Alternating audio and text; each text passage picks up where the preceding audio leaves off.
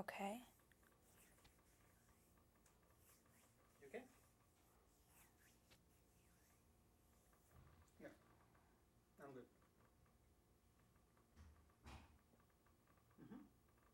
You ready? Yeah. Oh, perfect. Alrighty then. So let's just start from the beginning. When did you first become aware Woody wanted to cast you in the picture? Actually, I was cast in the film probably a week prior to screen tests, so it was kind of a very last-minute decision. Do you get this? Is it each project that you approach, is it the same? Do you get the script and then read it all the way through, or is this different, atypical? No, I got the whole script, and you know, of course, I've always wanted to work with Woody, and I've always been a huge fan of his, and so, you know, when kind of the opportunity came to me, this is an offer, here's the script, you know, Woody wants you to do it, I kind of thought to myself, well, I don't even need to read the script, I just want to go, I want to work with Woody, but, you know, luckily the script was as good as I'd expected, and so I flew to London and we started working like a week later. It was very quick. I figured as much as an actor that probably there's a few filmmakers on the list that you probably right away just say yes to without even having read the material, and he's obviously one of them. Yeah. What are some of his films that you like from his past? Oh, you know, I love Husbands and Wives and Interiors, Annie Hall, Midsummer's Night's Sex Comedy. You know, everything you wanted to know about sex but were afraid to ask. Bullets Over Broadway, Everyone Says I Love You. I mean, I love all of Woody's work. I probably shouldn't say that because he would be very upset, but no, it's true. What is it about Match Point that's different or unique for you? I don't know. I mean, I didn't know how the film would turn out. I think it's unlike anything that Woody's really done. You know, some people have compared it to Crimes and Misdemeanors, but I think it's very modern. And I didn't know how it would turn out at all, you know, just the way that I'd read it. And actually, it was exactly how I'd imagined it to be when I read the script. So I don't know. I think I was really proud of Woody when I saw the finished product, that he made this really solid, very modern story come to life. You know. Do you make any suppositions before you read it, or did he say something? Did I make a what? Well, did you assume that it was going to be like? Did he say the genre's all drama, there's no comedy, or did you just read it clean, knowing it was a Woody Allen project and that's it? No, I mean, I read the script, and of course I thought certain parts were funny. I mean, I don't know really what categorizes a story as being either a comedy or a drama, particularly I think with this film, because I find many parts to be hilarious. Of course, nobody else in the theater is laughing, but you know, I think that it depends on, you know, I don't know that it necessarily has a specific genre. I would say it's a dramatic story. It's definitely a dark story. But there were plenty of parts when I first screened the film. I watched it by myself, and I was laughing. But of course, not many other people would have, probably. Talk about Nola, your character. What did you respond to most when you read it? You know, I thought it was, you know, Nola's sort of a survivor in some way. She's just trying to kind of make it and wants to, you know, whatever is the best. You know, she just kind of wants to survive. She's come from, you know, this small town in Colorado and doesn't want any part of her past, and she's just looking, you know, ahead at her future and the possibilities, and you know, there's a certain desperation in that kind of a character that's sort of unable to live in the moment, but wants more. You know, she always wants more, and it ends up becoming, you know, a danger to her. But you know, when you're in that kind of desperate situation and unsatisfied, and you want things to be right, and you want your life to kind of get, you know, organized, and you want more for yourself, I think, you know, it can be kind of a dangerous place to be mentally. But I don't know. I thought, and also, you know, she's quite sort of. I loved how she, you know, in sort of the beginning of the story, she's this very sexy, sensual character, and then reveals herself to be, you know, just a neurotic person, like, you know, like everybody is once you get to know them. I guess all of her neuroses kind of come out. That's actually probably my favorite scene that I like, when you have with Jonathan Rhys-Meyers in that club after that audition that kind of goes south, and you've been drinking apparently, and then you kind of do reveal that you have, you know, your family's the rawness of that. And you talk about, actually, I was curious about something. There's 2 occasions in the movie where Jonathan compliments you, and you kind of just cruise right over it and don't sort of acknowledge it. Is that a deliberate Nola thing, that she just doesn't want to hear that, even though she does like attention? I don't think she really does like attention. I don't think she's like an attention-hungry kind of girl. I mean, she's obviously, you know, struggles at audition. She's very self-conscious and self-aware, and, you know, I don't think she wants the spotlight to be focused on her. So, and also I think, you know, she's kind of probably in Colorado was sort of, you know, the sexy girl in high school, and now, I don't know, I think it just is unimportant to her. It's not that she has a need to be complimented, but it just is kind of is what it is, you know. Somebody says to you, hey, you're really sexy, and you sort of know it, and you're kind of uninterested in that, and are looking for something more, you know, from someone. I don't think she just wants some cheap affair, you know, so I don't think those things mean really much to her, you know. She doesn't need to have, I don't think she needs anybody's approval, you know, really.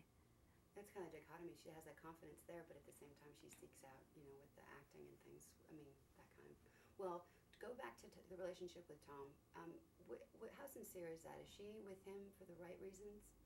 Yeah, I think so, you know. I mean, I don't know what the right reasons to be with somebody are, you know. I think she's in it for her own, you know, the reasons that she feels are right. You know, she loves him, she's attracted to him, she can see herself starting a family with him, and, you know, in some way maybe other people or more romantic people would say, you know, but is she madly in love with him? Is this the person she wants to grow old with? I don't think she's thinking about those things. She's very practical about her romance with Tom. You know, it's kind of the best sort of situation she could see herself in, you know. I think she just wants to be comfortable for once, and have a home and kind of inherit a family, you know. What was it like working with Matthew Good? Matthew's great. He's a great actor. He's very funny, and you know, he's very, very, very funny. He improvises very well, which I'm not quite very good at, and he's just right on target. I think he knows a lot of people that are similar to that character, this very kind of British upper class classman who's sort of a little, who's a little feisty, and you know, he's a very funny guy, and he was great to work with. You know, he's very talented.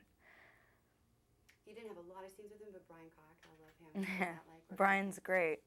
Brian is very funny. I thought he was hysterical when I watched the film. I mean, I every time he came on, I couldn't stop laughing.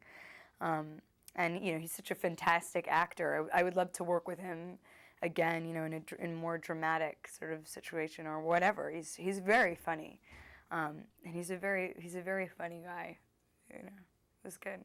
Well, since we're on the note talking, working with me, let's back up with Woody Allen. So, how did that relationship start when you were on set? I mean, because they talk about he has a different way of approaching and working with actors. How did you find that experience? You know, I think Woody's great, and I loved working with him. I found it very easy to work with him. He's very easy to communicate with. He's very open to ideas.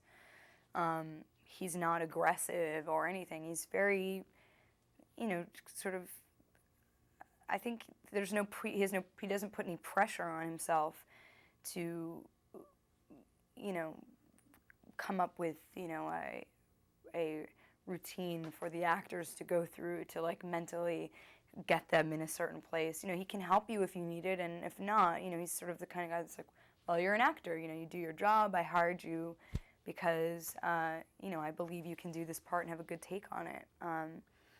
And he's just great. I loved seeing him and, you know, kind of fooling around and, you know, making fun, you know, with and of him every day, you know. I have a few stories actually. Jonathan shared like a month ago when we were in LA. It was kind of funny, you and Woody hitting it off. Mostly because you guys are all the New Yorker, you know, the whole like coming from the same hood, which was kind of cool. Yeah, it's good. You know, we're both born and raised in New York, which is kind of a rarity, and I don't know. I think we have a certain sense of humor that's very similar. I find Woody to be hilarious. He cracks me up.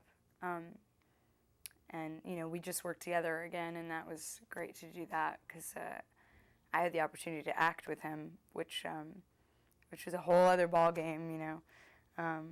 But it was, you know, he's great. He's great. Are there any anecdotes or fun stories from Match Point you can tell, like offset or like behind-the-scenes stories that you recall? You know, we had this certain, you know, when you first introduce, the one thing about Woody, he's very particular about how he wants things to look visually, and not to say that he's not particular about how he wants a scene to play, but I think he's less sort of imposing with that. It's like if it doesn't work out, he'll just shoot it again some other day. And when you first see my character, she's playing at a ping pong table, and he was so adamant about how he wanted the character to look when you first see her that, you know, I think I wore like 3 different dresses, I had like 4 different hairstyles. We shot the scene like over and over again. And every time we'd shoot it, you know, it just, after like the 4th time, it became this big joke on set, like, you know, do we have to have another fitting, or should I go out and buy new barrettes for the next time we shoot the scene, you know? He's crazy about that. And then somebody told me about a scene in Midsummer's Night Sex Comedy when he and Mia Farrow go down to the water for the first time, and said they shot that 7 times and to not feel bad about it. And he does that a lot, you know, he'll just reshoot and reshoot and reshoot because he doesn't, you know, we don't have a monitor and there's no watching playback, so it's all kind of guesswork. And gosh, I could have killed him. Every time I'd get the memo we were shooting it again, I was like, I'm gonna kill you. I'd come into work and be like, I'm not doing it, I'm not doing it, you know, and he would just sort of say, no, there was something not right, I don't know what it was. And eventually, you know, each time we'd do it, he'd say like, I figured it out, I've got it, I figured it out this time, you know. And of course we'd end up shooting it again. Well, what you landed with was great. It kind of reminds you of that kind of rear window Grace Kelly establishing shot. It's a beautiful shot because you think it's the first time you do see Enola. So right. You got to kind of hit it hard. Yeah, I guess so. Yeah, that, and also there was a scene where Jonathan and I, you know, we make love in the rain.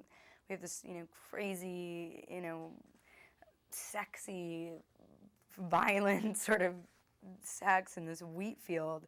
And it's miserable shooting that kind of thing because it was poor. You know, Woody wanted it to be. He came up to me one day and he was like, I have an idea. I said, what is it? And he goes, I want it to be pouring with rain. And I was like, no, because, you know, they break out the rain machines and you're going to be soaking and freezing. And, you know, I was like, I'm allergic to wheat and this is going to be miserable.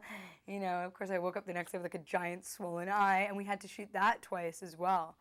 That was a killer. Ugh, I could have strangled him that day. When he told me we were shooting it again, I was like, no. You know, because you're just sopping wet, it's freezing, and really miserable. And you're in jeans.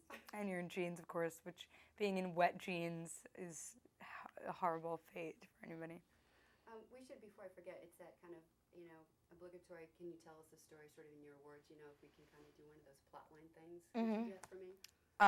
Yeah, I've tried doing this before, and I'm very bad at it, so I'm forewarning you that it could take me 2 hours, but I don't know. I think for me, you know, when I read the script, I saw a story of a young man who was who was struggling where he was in his life. He wanted more, and he meets this young man who he's coaching in tennis, and they start to have a friendship.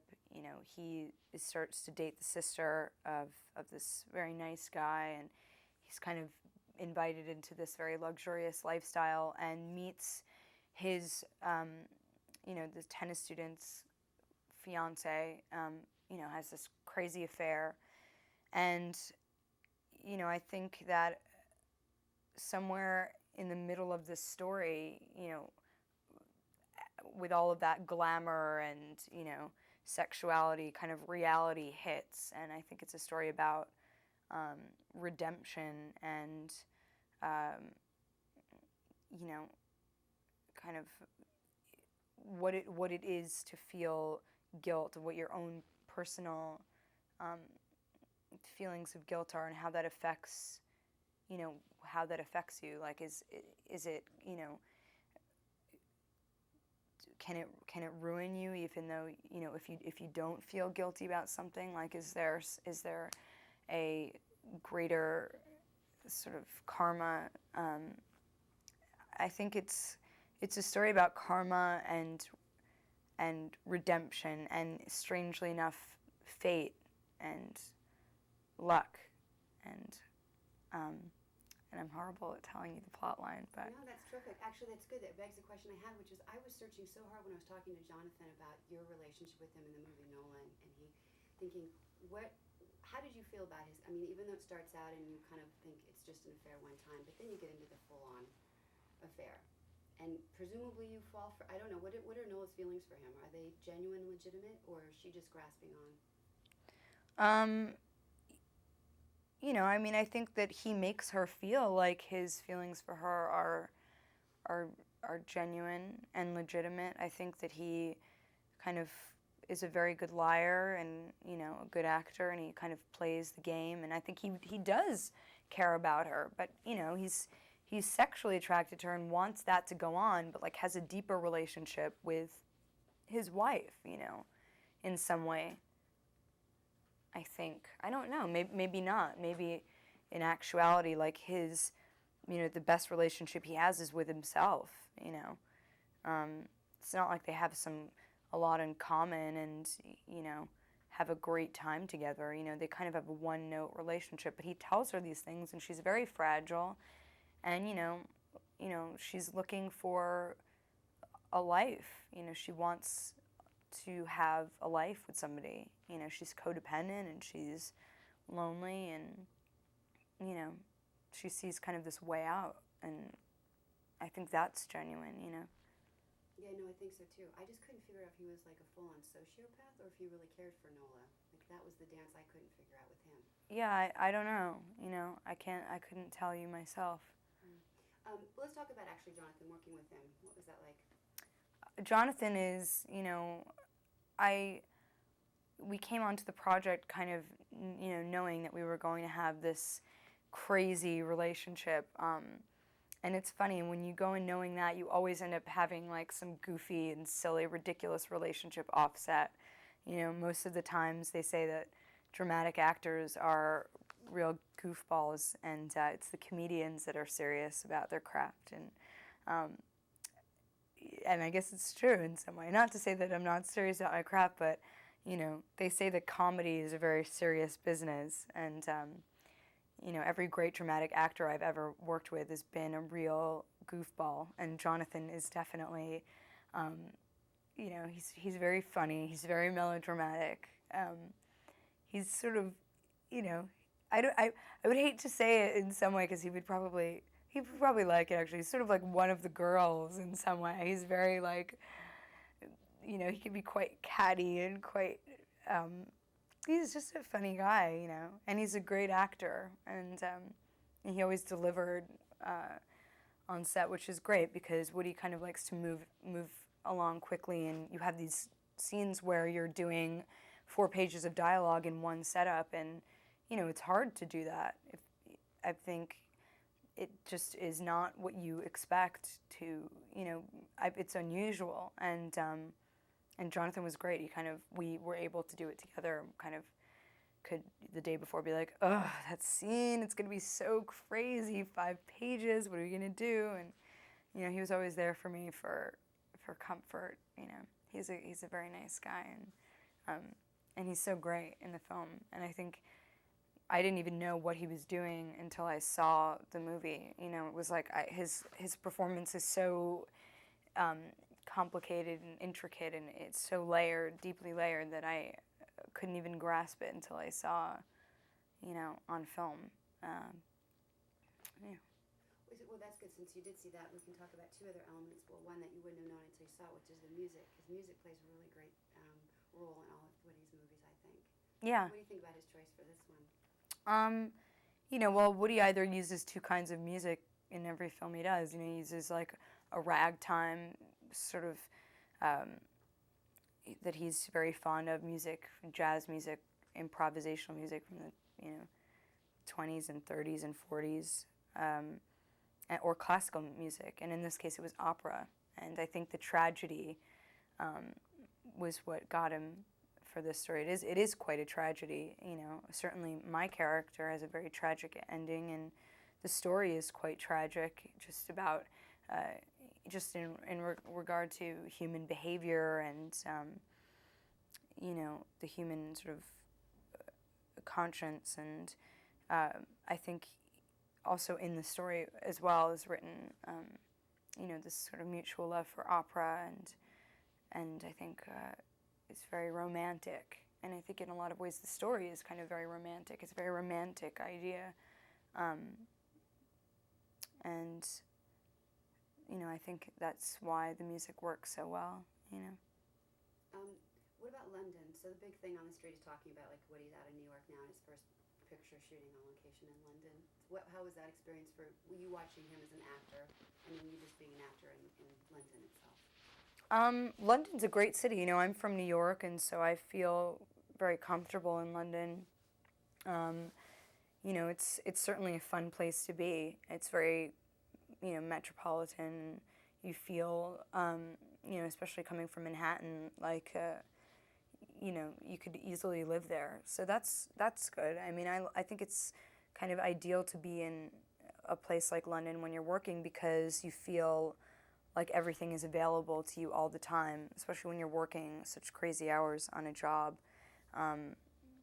Feeling like it's a city that stays up late, and you can reap all the benefits of being in this cosmopolitan place, at all hours, and things are very available. And it's, of course, I think Woody loves London too. I know he spent a lot of time there when he was younger, and we shot there again last summer, and I think it's an easy place to work. They have obviously all the amenities are there, studios, and very talented crews of people, and so it was nice.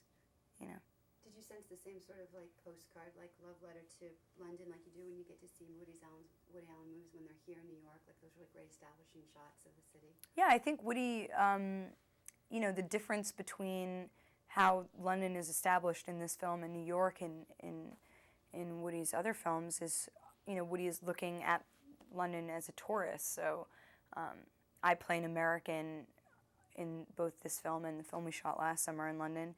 And so, you see it that way, I think, sort of as a tourist instead of somebody who really knows the city. And,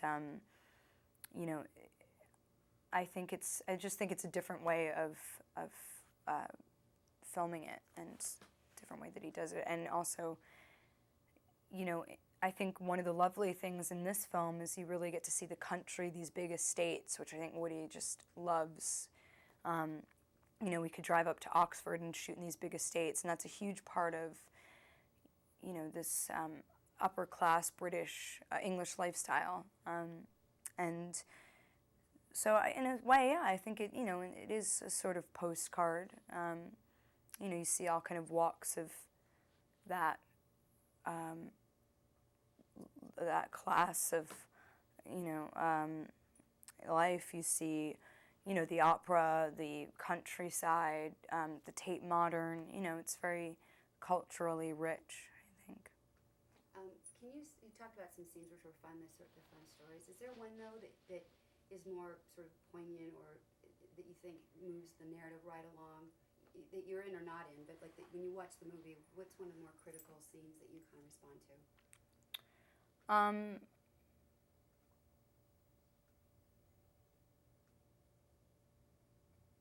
I mean, obviously, you know, the scene where Jonathan's character sees my character in the Tate Modern, and we'd have had this affair, and I've, you know, been broken up from my fiance, and he's just gotten married, and it was funny when we shot the film, rather when we viewed the film in Cannes. It was amazing because his character asked for my character's phone number, and there's a whole, you know, no, and she doesn't want to do it, and then she whispers the phone number to him, and the entire audience cheered, you know, and it was so strange.